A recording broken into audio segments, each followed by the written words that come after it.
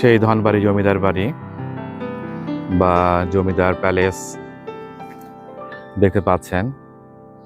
এই ধনবাড়ি জমিদার বাড়িটি ভিউয়ার্স সেই টাঙ্গাইল জেলার ধনবাড়ি যে উপজেলা রয়েছে সেই উপজেলার এই জমিদার বাড়িটি অবস্থিত।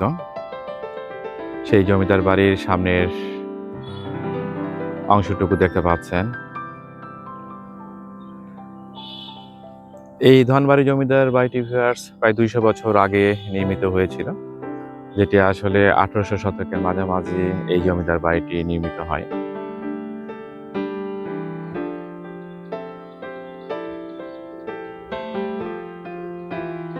সেই জমিদার বাড়ির সামনে একটি খোলা জায়গা রয়েছে, তার চারপাশে ভিউয়ার্স দেখতে পাচ্ছেন বিভিন্ন ফলান্তি গাছ, ফুলের গাছগুলো রয়েছে। এই জমিদার বাড়ির প্রতিষ্ঠাতা ভিউয়ার্স শেখ খান বাহাদুর সৈয়দ নবাব আলী চৌধুরী এই জমিদার বাড়িটি প্রতিষ্ঠিত করেন।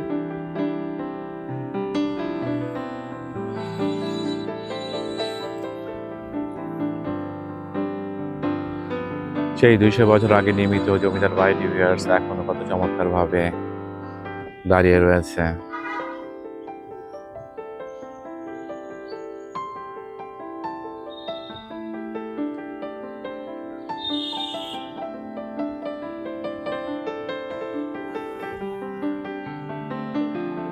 এই জমিদার বাড়িটি 17 একর জায়গার উপর নির্মিত হয়েছে। এটি আপনার সম্মুখভাগ। ভিতরে ভিউয়ার্স এই জমিদার বাড়ির যে সমস্ত স্মৃতিচিহ্ন রয়েছে সেগুলো আস্তে আস্তে হয়তো সেগুলো দেখানোর চেষ্টা করবো ভিউয়ার্স। দেখতে পাচ্ছেন সেই ধনবাড়ি জমিদার বাড়ির সামনের অংশটুকু। ভিউয়ার্স এই জমিদার বাড়ির পাশে আপনার রয়েছে সেই নবাব মঞ্জিল। সেই নবাব মঞ্জিলের গেটটি দেখতে পাচ্ছেন। এখানে অনেক দর্শনার্থী আসেন এই ধনবাড়ি জমিদার বাড়িটি দেখার জন্য। যেহেতু ধনবাড়ি জমিদার বাড়িটি এখনো চমৎকারভাবে দাঁড়িয়ে রয়েছে, সেই দিক থেকে ভিউয়ার্স এখানে প্রবেশের জন্য তার একটি প্রবেশ মূল্য নির্ধারণ করেছেন 100 টাকা জনপ্রতি। এই টাকা দিয়ে আপনি এই ধনবাড়ি জমিদার বাড়ি যেটি রয়েছে সেখানে প্রবেশ করতে পারবেন। এরপর ভিউয়ার্স সেই 17 একর জায়গার উপর নির্মিত সেই জমিদার বাড়ির প্রতিটি জায়গায় আপনার ঘুরে ফিরে দেখার সুযোগ রয়েছে। ভিউয়ার্স এই জমিদার বাড়ি বা নবাব মঞ্জিলের ভিতরে প্রবেশ করছি, দেখতে পাচ্ছেন সেই রাস্তাটি। ভিউয়ার্স সেই নবাব মঞ্জিলের ভিতরে এখানে যে আপনার ভবনটি দেখতে পাচ্ছেন, এখানে আপনার সেই নবাব পরিবারের যারা পরবর্তী বংশধর রয়েছে তারা এখনো এখানে আসেন। এখানে তারা তাদের সেই পূর্বপুরুষদের সেই নির্মিত জমিদার বাড়ি এখানে তারা এখনো সময় কাটান এবং তাদের পরবর্তী যে বংশধর রয়েছে তারা এখানে আসেন সময় নিয়ে। দেখতে পাচ্ছেন ভিউয়ার্স সেই জমিদার বাড়ি ভিতরের দৃশ্যগুলো।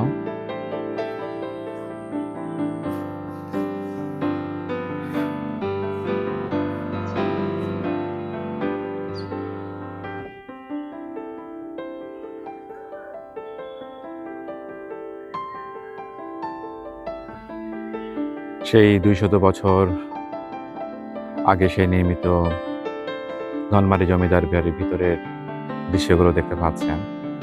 ভিউয়ার্স এই জমিদার বাড়ির যেহেতু পরবর্তী বংশধররা এগুলো যথেষ্ট পরিমাণ টেক কেয়ার করেন, যে কারণে এখানে যখন আপনি আসবেন তখন আসলে অনেক স্বাচ্ছন্দ্য বোধ করবেন, কারণ ভিতরে অনেকটি পার্কের মতো রয়েছে এবং অনেক পরিষ্কার পরিচ্ছন্ন। সেই দিক থেকে ভিউয়ার্স এখানে যখন আপনার পরিবার পরিজন নিয়ে যদি আসেন তাহলে দেখবেন যে এখানে অনেক ভালো একটি সময় অতিবাহিত করতে পারবেন।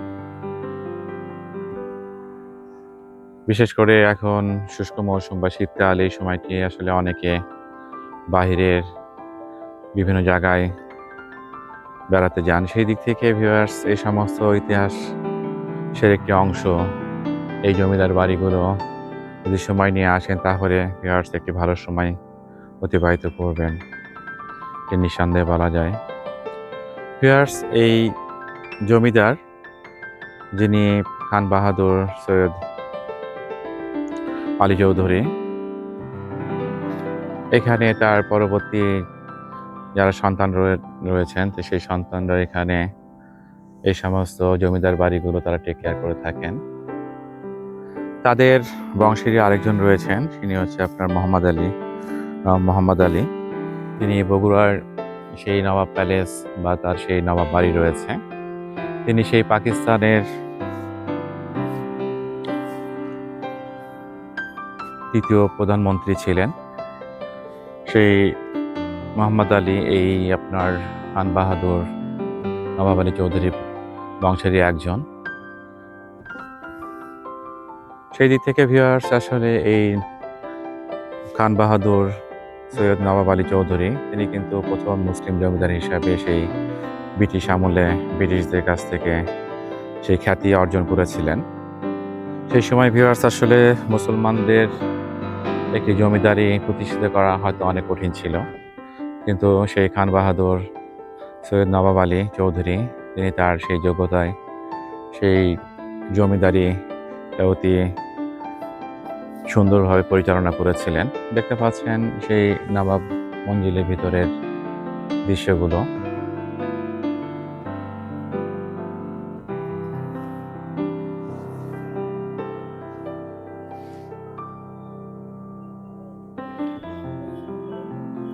ভিউয়ার্স, এই মঞ্জিল বা সেই নবাব প্যালেস যেটি বলা হোক না কেন, তার সামনের অংশটুকু দেখলে মনে হয় এটি কোনো মসজিদ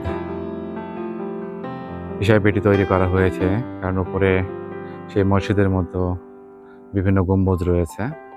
বাট এটি কিন্তু সেই নবাব প্যালেস, অর্থাৎ এখানে সেই নবাবদের বাসস্থান হিসেবে এই প্রাসাদগুলো ব্যবহৃত হতো এবং এখনো হচ্ছে। দেখতে পাচ্ছেন সামনে একটি স্টেজের মতো রয়েছে। প্লাস এখানে দেখতে পাচ্ছেন সেই নবাব মঞ্জিলের ভিতরে আরেকটি গেট রয়েছে, সেখানে আপনার আরবি এবং উর্দু ভাষায় সেই গেটের উপরে লেখা রয়েছে এবং কত চমৎকার ডিজাইন করা ছিল ভিউয়ার্স। সেই 18 শতকের মাঝামাঝি সময় নির্মিত সেই ধনবাড়ি জমিদার বাড়ি।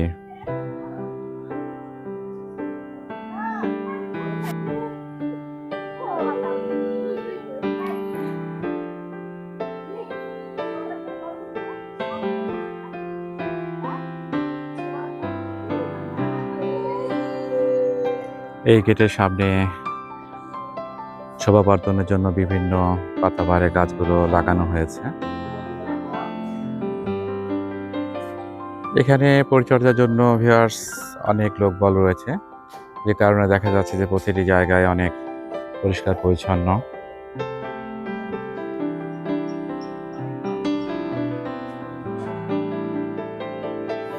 ভিউয়ার্স, এই ভিতরে যে অংশটুকু দেখতে পাচ্ছেন, এই অংশটুকু যে সমস্ত আপনার স্থাপনাগুলো রয়েছে, সেই স্থাপনাগুলো এই জমিদার বাড়ির সাথে সংশ্লিষ্ট বিভিন্ন কর্মকর্তা কর্মচারী যারা রয়েছিলেন তাদের থাকার জন্য এই স্থাপনাগুলো তৈরি হয়েছিল।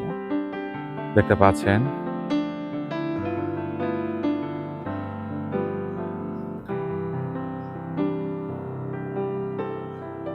এই পাশে ভিউয়ার্স একটি চিড়িয়াখানা রয়েছিল এবং এর পাশে যে সমস্ত স্থাপনাগুলো দেখতে পাচ্ছেন সেগুলো আসলে এখানে সেই নবাব বাড়ির যে সমস্ত অ্যাক্টিভিটিসগুলো হয়ে থাকে, অর্থাৎ বিভিন্ন ধরনের আপনার সেই বৈঠকখানা, তারপর হচ্ছে আপনার সেই কাচারি ঘর থেকে শুরু করে বিভিন্ন দাসদের থাকার জন্য যে সমস্ত স্থাপনাগুলো, সেই স্থাপনাগুলো ভিউয়ার্স এই পাশের যে অংশটুকু দেখতে পাচ্ছেন এখানে এই ঘরগুলো তারা ব্যবহার করতেন। এখন ভিউয়ার্স আসলে সেই পরিমাণে আর লোকবলের হয়তো তাদের প্রয়োজন, যেহেতু নবাব সেই ধনবাড়ি জমিদার বাড়ি বা নবাব প্যালেস সেই জমিদারি প্রথা যেহেতু 1947 সালে বিলুপ্ত হয়ে যায়, এরপর থেকে সেই জমিদার বাড়িগুলো সেই জমিদারের সেই গৌরবগাথা যে ইতিহাস সেটি আপনার বিলুপ্ত হয়ে যায়। এরপর থেকে দেখা যাচ্ছে যে সেই জমিদার বাড়িগুলো অনেকটা অযত্ন অবহেলায় পড়ে থাকে। কিন্তু এখানে যেহেতু আপনার সেই জমিদার বাড়ির পরবর্তী বংশধর যারা রয়েছেন তারা এই সমস্ত জমিদার বাড়িগুলো এখনো দায়িত্ব প্রাপ্ত হয়ে তারা এই সমস্ত জমিদার বাড়িগুলো তারা এখানে এখন অনেক যত্ন নিয়ে থাকেন। আর সেভাবে তারা এখানে লোকবল নিয়োগ করেছেন, যে কারণে এই সমস্ত জমিদার বাড়িগুলো অনেক স্বাচ্ছন্দ্যভাবে এখানে ঘোরাফেরা করা যায়। অর্থাৎ এখানে যে অংশটুকু দেখতে পাচ্ছেন সেই অংশটুকু ভিউয়ার্স এই জমিদার বাড়ির সাথে সংশ্লিষ্ট বিভিন্ন লোকদের বসবাসের জন্য এগুলো করা হয়েছিল।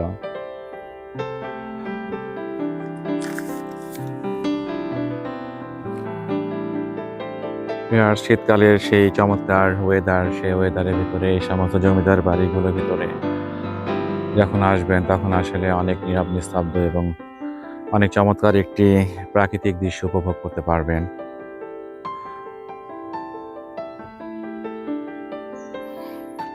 ভিউয়ার্স, সেই নবাব মঞ্জিলের এই রাস্তা দিয়ে ভিতরে প্রবেশ করেছিল।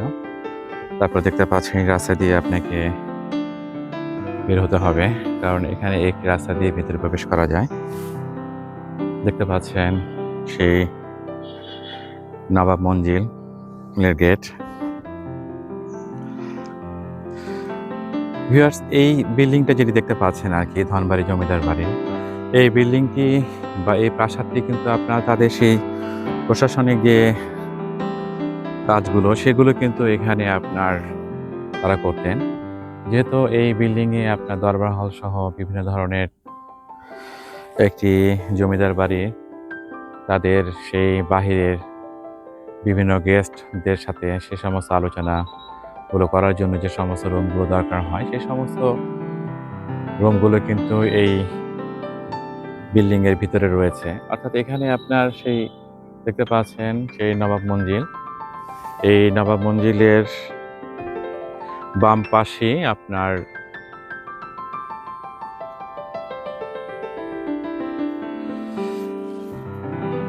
এই বিল্ডিংটি তৈরি করা হয়েছে। দেখতে পাচ্ছেন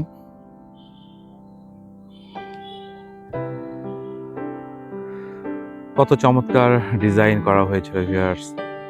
সেই ধনবাড়ি জমিদার বাড়ি বা ধনবাড়ি নবাব প্যালেস, তার সামনের অংশটুকু, প্রতিটি গেটের উপরে কত চমৎকার সেই ডিজাইনগুলো করা হয়েছে এবং সেগুলো এখন আপনার গ্লাস দিয়ে সেগুলো আবার ঢেকে দেওয়া হয়েছে। অর্থাৎ দরজাগুলো আপনার গ্লাস দিয়ে এখন সেগুলো সেই দরজাগুলো গ্লাসের দরজা করা হয়েছে। স্বাভাবিক ভিউয়ার্স, সেই জমিদার বাড়ির সামনের অংশটুকু সেই কালার কম্বিনেশন যদি দেখেন এবং উপর ডিজাইনগুলো, একটি চমৎকার একটি ডিজাইন ভিউয়ার্স এখানে এই জমিদার বাড়িতে রয়েছে। এবং সামনে অংশটুকু দেখতে পাচ্ছেন সেই জমিদার বাড়ির ঐতিহ্য যেগুলো থাকে ওপরে সেই গম্বুজের মতো বা মিনারের মতো, সেগুলো এখানে রয়েছে। ভিউয়ার্স, এই প্রাসাদের ভিতরে যদি একটু প্রবেশ করি তাহলে হয়তো এখানে আরো কিছু দৃশ্য এখানে দেখানো সম্ভব হবে। ভিউয়ার্স, ভিতরে যখন প্রবেশ করবেন তখন দেখতে পাচ্ছেন এখানে সেই লেখা রয়েছে দরবার হল। অর্থাৎ এখানে সেই জমিদার বাড়ির স্বাভাবিকভাবে আমরা যেটা বলে থাকি সেই কনফারেন্স রুম, সেই কনফারেন্স রুমের মতো সেই সময় দরবার হল এখানে রয়েছে। এবং এই সমস্ত জমিদার বাড়িগুলো তাদের সেই পারিবারিক ঐতিহ্য গুলো প্রকাশের জন্য এই ভবনের সেই ওয়ালে বিভিন্ন ধরনের আপনার ছবিগুলো রাখা হয়েছে। এই খান বাহাদুর নবাব আলী চৌধুরী উনি কিন্তু সেই ঢাকা ইউনিভার্সিটির আপনার প্রতিষ্ঠার সময় যে কমিটি রয়েছে সেই কমিটির একজন মেম্বার ছিলেন এবং রাষ্ট্রভাষা বাংলা প্রতিষ্ঠার জন্য সেই পাকিস্তানি রাষ্ট্রভাষা বাংলা প্রতিষ্ঠা করার জন্য তিনি সেই প্রস্তাব এখানে রেখেছিলেন। অর্থাৎ উনি প্রথম প্রস্তাব দিয়েছিলেন যে বাংলা ভাষাকে পাকিস্তানের রাষ্ট্রভাষা হিসাবে স্বীকৃতি দেওয়া হোক। বিহার সেই দিক থেকে খান বাহাদুর নবাব আলী চৌধুরী তার কিন্তু ভূমিকা বা তার কিন্তু সেই সময়ে তার গুরুত্ব কিন্তু অনেক বেশি ছিল। অর্থাৎ তিনি যে সমস্ত অ্যাক্টিভিটিসগুলো করছেন দেশের জন্য, সমাজের জন্য, সেগুলো কিন্তু একটি আপনার অবিস্মরণীয় একটি ঘটনা হিসাবে কিন্তু এগুলো কিন্তু আপনার ইতিহাসের পাতায় লেখা থাকবে। কারণ সেই সময় সেই প্রাচ্যের অক্সফোর্ড হিসাবে খ্যাত ঢাকা ইউনিভার্সিটির সেই কমিটির একজন মেম্বার এবং সেই রাষ্ট্রভাষা বাংলাকে স্বীকৃতি দেওয়ার জন্য তিনি সেই প্রথম প্রস্তাব তুলেছিলেন। সেই দিক থেকে ভিউয়ার্স এই সমস্ত ঘটনাগুলো আসলে যখন জানবেন তখন এই সমস্ত জমিদার বাড়িগুলোতে যখন আসবেন তখন সেই দেখাগুলো বা সেই জমিদার বাড়িগুলোতে যখন আসবেন তখন স্বাভাবিকভাবে হয়তো সেই খান বাহাদুর সৈয়দ নবাব আলী চৌধুরীর বাড়িটি দেখার সুযোগ যখন হবে তখন স্বাভাবিকভাবে অনেক ভালো লাগা তৈরি হয় ভিউয়ার্স। দেখতে পাচ্ছেন সেই ওয়ালে বিভিন্ন তাদের পারিবারিক সেই ছবিগুলো এখানে তারা রেখেছেন।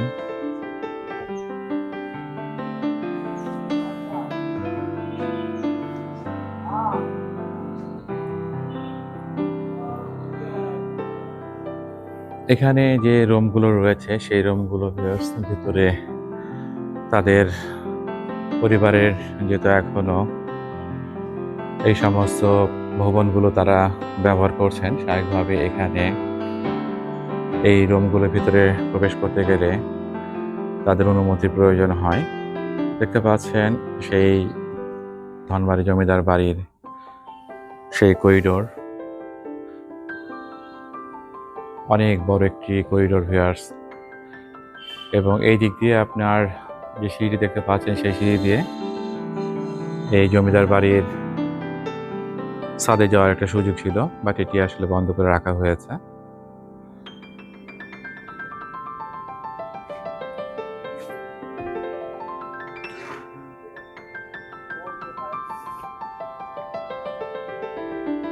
এই জমিদার বাড়ি বা এই নবাব প্যালেসের সামনে দেখতে পাচ্ছেন একটি খোলা মাঠ এবং এখানে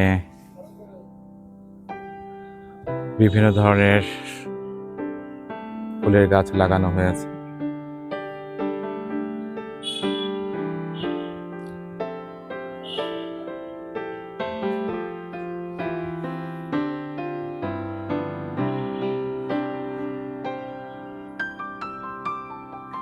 ভিউয়ার্স, ধনবাড়ি জমিদার বাড়ি থেকে আজকে পর্যন্তই। ধন্যবাদ, ভালো থাকবেন, আল্লাহ হাফেজ।